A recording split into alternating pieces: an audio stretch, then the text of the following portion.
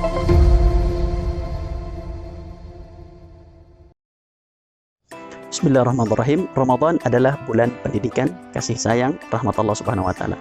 Barang siapa yang ingin punya generasi anak cucu keturunan yang soleh-solehah hafiz Quran, maka inilah bulan yang tepat. Minimal ada 3 poin besar yang harus kita pahami pendidikan Rasulullah SAW kepada para sahabatnya. Yang pertama adalah ilmu dan juga tauladan.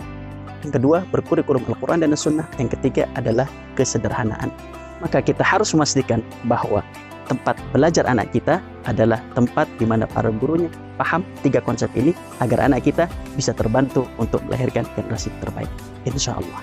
Dan bagi Bapak Ibu kaum muslimin dimanapun berada yang ingin zakat, infak, sedekah, wakaf, alhamdulillah pesantren Ihsan Al-Hijaz menerima dan menyalurkan zakat, infak, sedekah, wakaf untuk para santri penghafal Al-Quran dan juga warga sekitar pondok pesantren. Semoga Allah Subhanahu wa taala mengumpulkan kita bersama Rasulullah SAW di surga Firdausnya dengan sedekah yang kita berikan kepada penghafal Al-Quran.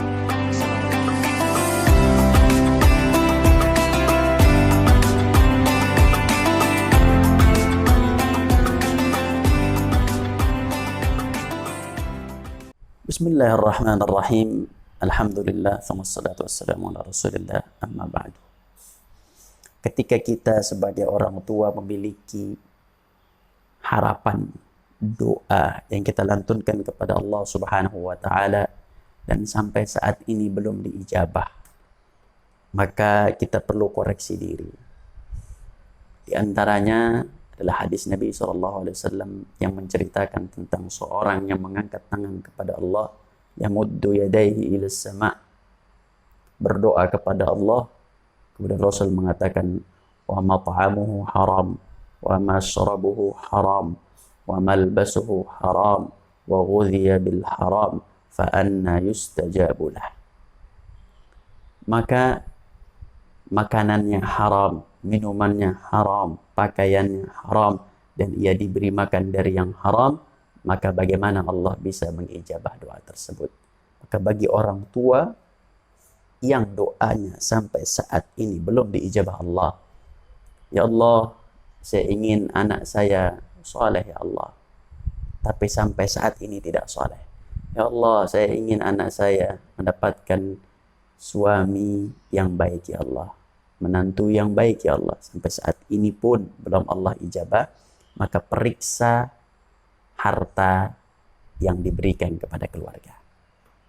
Kemudian yang kedua, jikalau kita sampai saat ini doanya belum diijabah oleh Allah Subhanahu wa taala dan terkesan sulit, kenapa ya Allah doa saya tidak diijabah? Maka kita belajar dari keluarga Nabi Zakaria. Nabi Zakaria adalah seorang nabi. Kita tahu kedekatannya dengan Allah, kita tahu hartanya pasti halal, dan kita tahu ketika doa lebih dekat untuk diijabah dibanding doa kita. Namun pada akhirnya doa Nabi Zakaria baru diijabah Allah ketika Nabi Zakaria membantu anak-anak yatim. Subhanallah. Membantu agama Allah. Subhanallah. Allah Subhanahu wa taala berfirman dalam Al-Quran, A'udzu billahi minasyaitonir rajim. Bismillahirrahmanirrahim. Wa kaffalaha Zakaria. Dan Zakaria menjadi kafil, penanggung jawab dari Maryam. Pendidikannya Nabi Zakaria yang menanggung. Makanannya Nabi Zakaria yang menanggung. Pakaiannya Nabi Zakaria yang menanggung. Wa kaffalaha Zakaria. Semua ditanggung oleh Nabi Zakaria. Maka singkat cerita, ketika Maryam diasuh oleh Zakaria, dan Zakaria sudah menunjukkan kepada Allah pengorbanannya untuk membantu agama Allah, maka ia pun masuk ke dalam mihrab dan berdoa. Qala rabbi habli min ladunka dzurriyyatan thayyibah innaka sami'ud du'a. Ya Allah, aku datang kepadamu ya Allah, berikanlah kepadaku keturunan yang saleh, sungguhnya engkau maha mendengar doa. Langsung ketika itu Allah Subhanahu wa taala mengijabah doa dari Nabi Zakaria. Subhanallah. Fanadathul malaikatu wa huwa qa'imun yusalli anna Allah yubashshiruka bi Yahya musaddiqan bi kalimatin min Allah wa sayyidan wa hasura wa nabiyyan minas salihin. Subhanallah. Maka malaikat pun datang dan langsung memberikan kabar baik kepada Zakaria. Wahai Zakaria, Allah telah memberikan kabar baik kepadamu bahwa kamu akan mendapatkan anak yang bernama Yahya, dan anak ini memiliki 4 sifat. Sayyida, akan menjadi pemimpin. Wahasura, dapat menahan hawa nafsu. Menjadi nabi. Wa nabiyyam minas salihin, dan anak ini juga akan menjadi anak yang saleh. Subhanallah.